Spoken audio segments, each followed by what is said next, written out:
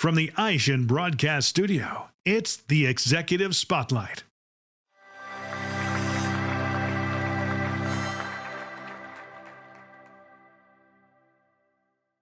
Welcome to the AutoSuccess Executive Spotlight. I'm your host, Brian Ankney. Today, our guest is Arnold Gacita from Petra Automotive Products. Welcome. Thanks, Brian. Thanks for having me on. You know, you picked a great time of year to come to Akron. Yeah, it's very warm, Yeah. very, very cozy. Yeah. So I'm gonna put you right on the hot seat. You know, Okay. service advisor is one of the hardest jobs. By the way, in this weather, a hot seat's great. That's true. Yeah. That's true.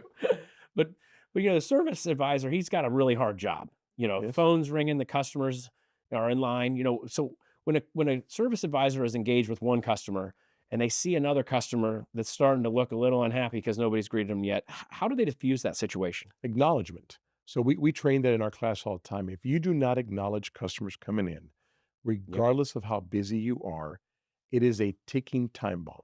Mhm. So if a customer drives in and you're attending another customer in front of him, and you never stop to acknowledge that customer that's waiting, maybe it'll take you 5, 10, 15 minutes to get to him or her, but in their world, it was 45 minutes. Mhm. Well, in their world, if it's 45 minutes, that's reality. That perception is reality. You're not going to be able to sell them anything. You're not going to be able to make them happy in any way because, as far as they're concerned, they have to wait for you.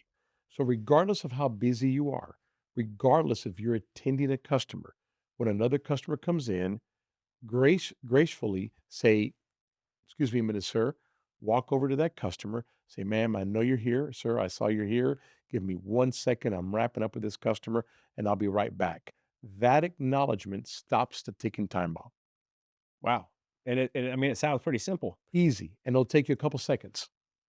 but I can tell you, I've had a lot of cars worked on. Right. I have never seen that happen. I know. I know. We try to listen, if they go through our training program, we teach it often, right? Acknowledgement is big. Acknowledgement calms the customer down. Acknowledgement lets the customer know they've been seen, right? And if the customer needs to be sold something, it's going to be a lot easier of a sell than if the customer's not been seen, than if you haven't given that respect to the customer. Yeah, it's funny. There's all these technologies now where, the camera can see that the customer looks angry, and then it text messages somebody who goes out there to, to walk them back, Diffuse, yeah. off the ledge, right? Right, right. When all it took was a, hey, I got you. I'm gonna finish up with this person, and I'm gonna be right with you, Arnold. Correct. Think about it when you go to a restaurant, right? A good restaurant that maybe the waiter is busy, Mhm. right? And you sat down and he kind of, I want to say flies by you, but he knows he's got to get to a table that was probably there before you. But he'll stop and say, "Hey, I'm going to get this order. I'll be right back. I just got to go give him this ticket," or whatever it may be. That stop for those seconds lets you know he sees me.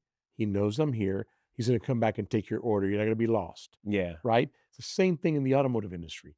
We just have to acknowledge customers, give customer the rightful place they need. Wow. I'll bet you a week after the training, the service drive is probably a much happier place. It's probably an easier place to work. Yeah, we think that we think that within 24 hours it's a different place, right? Yeah. Because it is. It is, listen, we also have a saying, customers are coming in there. You don't know what they're coming in there for. But whether it's warranty work or CP customer pay, here is somebody walking into your dealership with money. I want to give it to you, Brian. And you're not going to acknowledge them. Yeah. That's not going to go well, right? But if you acknowledge them and they really do need something, they're going to give you that money. Hmm. Right? We just got to remember why we're in business. We're customer service. We cannot forget customer service. Yep. Let's stick with the service advisor for a little bit. You've worked with a ton of service advisors. What are some of the skills that are most lacking in that position? I think look, I think you have to have personality. I think Mhm. some of the problems that have happened in the last few years is that we cannot get qualified employees in many of positions, not just Mhm. service advisor, but particularly service advisor. The reality of it is people buy from people they like. Service advisors are selling service, just like if somebody was selling a car, right? Mhm.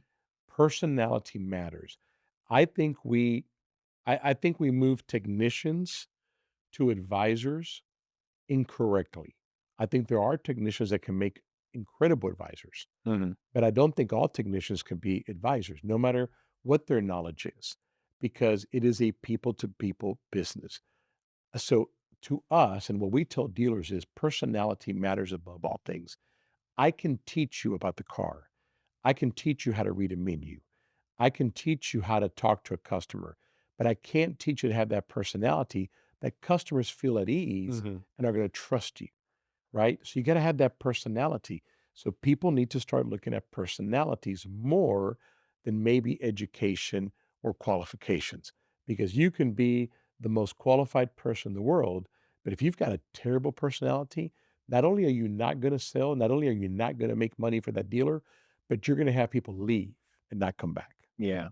Well, I mean, you're right because, on when somebody goes in to buy a car, they're buying a new car, so they're going to swap out the car in their driveway for a newer, nicer, shinier car, right? But Right.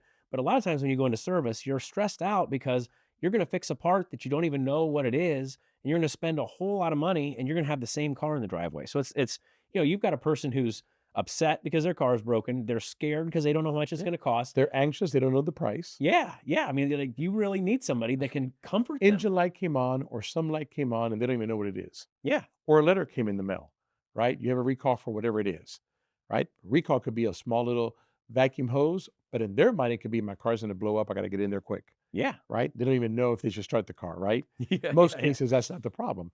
But they're coming in with a certain amount of anxieties of the unknown.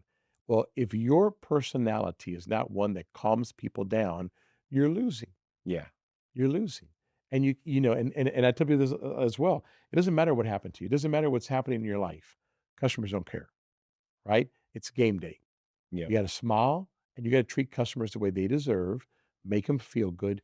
Customers buy from people they like in any industry. That includes service advisors. You mentioned like, when people go through your service advisor training, let's talk a little bit about what that looks like. I mean, is that something that like your company is going in and doing, or is that something your distributors are doing? Like what does all that look like? No, it's both, but it's developed by our company. So our company, Petra, develops a service advisor training course. Mhm. That course is proven. Proven. We will help your dealership increase penetration, make more gross profits through our training program. And we do it without selling something they don't need. We believe 100% that if the customer doesn't need it, you don't sell it. But we also believe that if the customer needs it, you sell it. So if the customer doesn't need anything, hey, your car is great, thank you. But if your customer needs $3,000, $4,000 worth of work, they need $3,000 to $4,000 worth of work. So our training program that we developed at Petra is either going to be taught by our corporate team, depending on the account, Mhm. or through our distributors, depending on the account. So if it's a one or two dealer group in a certain city, the distributor is probably going to be doing the training class. But that training class is our training class that we've taught the distributor how to do. Gotcha. If it's a big national account, Mhm. I won't mention names, but multiple locations throughout the US, it's probably going to be our corporate team that comes in and teaches the class. Gotcha. Gotcha. Well, I mean, as far as the class, is this something that is this like a couple hours? Is it a couple days? Like is it? I imagine it's definitely in person, or is there an online? Like, what does it actually look like? So we try to do it after hours, and if a dealership doesn't want to do it, we will walk away from the deal. Why? Because we've promised the dealer that we're going to move the needle from here to here. And if he doesn't let us do what we know to do, we can't move the needle, Yeah. right? So if you're busy, if you're answering the phone, technicians are coming in, customers are talking to you, I'm not going to be able to train you on anything. So it's got to be after hours. So our first class, Service Advisor Training Class 101, is after hours for 2 hours. Okay. Then 3 or 4 months later, we have another class, 102, where we come in and it's a more intense class. Same thing though, about 2 hours after hours. Hmm. It's always after hours. We need the service advisor's undivided attention to be able to make it successful. Well, I mean, if you're helping them to earn more money, they're probably excited. By the time you come back for the second class, they've already gotten a paycheck. They're probably Uh, really excited about it. yeah, and listen, I'm telling you, it's not just that I'm trying to toot my own horn, but I'm telling you that there is a difference within 24 hours after we train them and not. A lot of companies out there focus on technical training or technician training or product training. We really focus more on service advisor training. Nothing's going to happen unless that service advisor knows how to communicate with the customer. Well, you are solving a problem with technicians right now, and We and are. and actually, and you're helping a lot of people. Let's talk a little bit about Petra Cares, and just kind of start at the beginning. Tell us what it is, how it works, and who you're helping, and how dealerships are getting involved. Well, let me take you to a little bit about how we created it Okay. to get you there. Mhm. So we were involved with an organization, a charity that built orphanages around the world every year. Yeah. We had the privilege and the honor to build an orphanage with them in 2019 in Brazil, Mhm. and I really liked that. That was, man, this is what we should be doing, right? I've always believed we need to give back. I believe we're distributors of God's wealth. I believe if you're blessed to share and to give to others, not just to be greedy and keep it, right? Mhm. Nothing wrong with a nice car and nice house. I'm in, Yeah. right? But something is wrong if you have a nice car and a nice house, but you don't give back in some way. So we've always believed, and we've always been an organization that we want to give back. So I put together a board to do the orphanages. I put together a board, prominent people in Houston, bankers, attorneys, businessmen, etc. And we were going to build orphanages somewhere around the world every year. At the time, I was chairman of the Houston Hispanic Chamber of Commerce, and I invited some guest speakers to speak to our board. One of those guest speakers was Judge Eric Andel, the largest family court judge in Houston, Harris County. Harris County is the second largest county in the nation. He also used to work with the Bush administration, was on the Texas Supreme Court. This guy has an incredible record. We invite him to speak to our team, and he came in and said, "Hey, that building an orphanage is nice and pretty and sounds sexy, but if you really want to change the world, you need to go after the kids that are exiting the foster care program." And he gave us these statistics. If you're not adopted by 10 years old, you're probably not going to be adopted. On average, you will switch homes every 2 years. Although there are loving people in that organization, the majority, it's money making. Whether it's a couple or a family or a business, they take kids in because the government is paying them to take kids in. That kid misbehaves, they pick up the phone, they call CPS, they come back and pick them up, go to another home. It's just a money making thing, and these guys are just these prongs, right? He says that when these kids reach 18, the government stops funding. So at the age of 18, they exit the foster care program. On their birthday, the funding stops. So the majority of these kids will not graduate from school, will end up maybe getting a GED if we're lucky. And 90% of them within 3 years are dead, homeless, or in jail. Wow. So he says, if you want to change the world, figure that out. He also explained to us how federal jails are built. Budgets are made according to foster care kids in third grade and third graders' test results. He explained to us how we're a reactive country. We typically react to a problem, not solve a problem. And so he leaves this board meeting. Our board looks at each other and says, let's do that. And we don't know how to do that Yeah. because we had a blueprint on this other charity that was doing it, and we were going to copy that charity. So he leaves. Our board says, let's do that. We take a vote and we decide that we're going to do this. And so through trial and error, thanks to God and the people we put together, we're the only organization to our knowledge that does this. So there are organizations out there that will take these kids that are exiting the foster care program and finds them a house. There are organizations that feed them. There are organizations that try to teach them or get them a job. Mhm. We're the only organization that does it all except housing. We take these kids that have been thrown out in the street, 17 and 19 years old, again, exit the foster care program, money stops, they get thrown on the street. They're either homeless, they go to a shelter or a home, or they get in trouble with the law and end up in jail. Mhm. We take these kids and we bring them to Petra Cares, and in a 7-week course, we teach them how to be an ASC level 1 certified technician. 6 weeks of that, 1 week of life skills. Okay. We pay for everything except housing. We transport them, pick them up, get them their license. We pay them, we feed them, we clothe them, Hmm. we mentor them, we love them. And in 7 weeks, when they graduate, our dealerships come in, interview them, and hire them.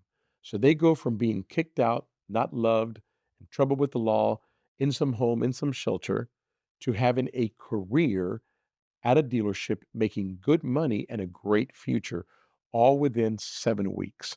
Wow. As you know, there's a shortage of 100,000 technicians in the dealership world alone. CEO Ford came out a couple of weeks ago and said, we're in trouble if we don't find technicians. Well, thanks to God, we were able to help our industry by finding technicians, but we're also able to help, most importantly, kids that are lost and that could be part of a fatal statistic if somebody doesn't get involved. So this program, within 2 years, a little bit more than 2 years, 141 kids have gone through the program. Wow. And now we're expanding the program to Los Angeles and other cities and have a waiting list of cities that want us to bring it to them. And as well as expanding it now to warranty clerk and title clerk as well. Wow. So that's, I mean, that's I 141 know that was a lives. long explanation, but that was Oh, but it was good. It was good. I mean, yeah, so I mean, you've had 141 kids go through the program. That, I mean, that's 141 lives that you've really. I mean, you've taken them from being on the street or living in a shelter, having issues with the law, and really no prospects, no prospects no, for a good future. sure. And you in 7 weeks you changed their life. That's right. We say we change lives and generations to come, right? Thanks to God, the people involved and our donors, we are changing lives and generations to come. You're not just changing that person, you're breaking the cycle, right? Yeah. And he's been able to go out and help. Look, we've had people go in the program that are 17, 18, 19 years old and they have a 2-year-old daughter, Oh wow. right? And it's just, and it becomes a cycle, right? And we've had them cry at graduations and tell us, you changed my daughter's life. Like Wow. they're already at 17, 18 and realizing that it's not just about me, but this kid that I had, we're not changing her life or his life. So it's incredible what's happening in the program and to see their faces, we are changing lives and generations to come. Well, if a lot of people that are either in dealerships or work, as vendors in the dealership space, watch this program. If they want to learn more about this or get involved, I mean, because I know you have a lot of partners that get involved with this. How can they find you? Petra-cares.org. Petra-cares.org. They can find all the information they want there. We also have a YouTube channel with videos and testimonials from these kids of what happened in their life and how they've gone through our program and how their life has changed. But through our website, you get in contact with us. You can see the stories, testimonials, and obviously the biggest thing, donate. If you can donate, donate. Great. Let's go back to the topic of dealerships for a minute. Dealerships are struggling with retention. I mean, and that's a story that's been told as long as you and I have been in the business, right? Yeah. I mean, that's not new. How can a fluids program help, with retention and kind of talk through what doing it successfully looks like? So statistically, just so you know, statistically, if a customer only comes to a dealership to get warranty work Mhm. and doesn't buy anything else, no customer pay, statistically, 80% of them will not come back to the dealership when the warranty period is over. In their mind, that dealership is only a warranty dealership. That's why we have all these tire shops, repair shops, quick lubes, right? Somebody's going somewhere afterwards. Yeah. Okay. So the dealerships need to understand that warranty period, they have to have the right advisors, the right fluid maintenance program, because you shouldn't just be a warranty parts changer, right? Yeah. You got to have a maintenance program that retains the customer and teaches the customer and educates the customer that you're not just a warranty company, Hmm. okay? And if you get them on a warranty program, you have retention, you have loyalty, they're going to stick with you, and you also have what that translates to is that customer also buys cars from you, Yeah. Yeah. right? If they're still coming to the dealership, they're going to buy the next car from you. But that service department and keeping them loyal is very important. So having a fluid program gives you the opportunity to sell to the customer that's coming in because the radio doesn't work or something's wrong with the warranty, for you to be able to go, hey, your car also needs an oil change. Your car also needs a transmission service or fuel service or a brake service, or they're going to come in because the brakes are squeaking. And not only can you fix the brakes, but you can also do a fluid brake exchange, which more and more is becoming more popular and more in manuals, changing the fluid. So fluid programs, maintenance programs are very important to retain the customers past the warranty period. That's your goal. The goal as a dealer is retain the customer past the Yes. warranty period. And in order to do that, you're going to have to sell the maintenance services. And those services should come with some kind of programs like lifetime warranty or things like that. Well, the next question I have for you is kind of a fun one. You've been in the fluid business for a long time. What in the world inspired you to make wipers? I mean, it's not like, oh, we're making this fluid, and here's a windshield wiper. Like, what inspired you to do that? Yeah, that was, you should have saw our R&D guy when we talked about it. He was like, what? Wait, what are we doing? Um, customers, right? So we listen to customers. We're over 5,000 dealerships nationwide. And it's funny because you'll hear things throughout the years of issues that are happening. Hmm. And wiper blades kept coming up.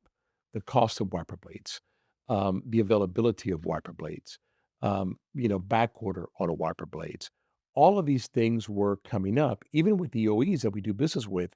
Wiper blades were like this subject that was coming up, and so we decided to take a look at it, and we did our research for about I would say, a year and a half to 2 years before we decided to do it. So before it actually was launched, we were doing some homework probably 2 years prior to that, Hmm. and then got our own molds and made the right decisions, and we got into it. It's been an incredible, incredible, incredible success. It's the first non-fluid product we do, and it has been an incredible success. We're very happy with it, and I think our dealerships are very happy with it. Nice, nice. So you just got started with that in 2025, right? Correct, correct. We launched it May of 2025. Awesome, awesome, and it's already off to the races, right? It's off to the races. Millions and millions sold. It's been great. Really, millions and millions. Millions and millions sold. Wow, that's awesome. Yeah. Ron, is there anything more you'd like to share with our audience today? No, that's it, man. I think the two subjects were great. I think, for those dealers that are out there listening, we got to train your advisors to be able to convert customers from warranty to customer pay, Hmm. and make sure that your advisors have that personality to retain that customers. People want to hang around people that are happy. Yeah. They want to buy from people that are happy. So your advisor, that face has to be that way as well. And then, hey, if you've been blessed, give back. Whether it's Petra Cares or anything else, give back. That's a great way to end it. I really appreciate you coming. Thank you, Brian. Appreciate it. Thank you for taking the time to join us for this Auto Success Executive Spotlight. I'm your host, Brian Ankney. Today, our guest has been Arnold Gacita from Petra Automotive Products. We hope to see you again on a future episode. This one's Over the Curb and Burning Gas. Or, because my guest is from Houston, Bustin' Bugs.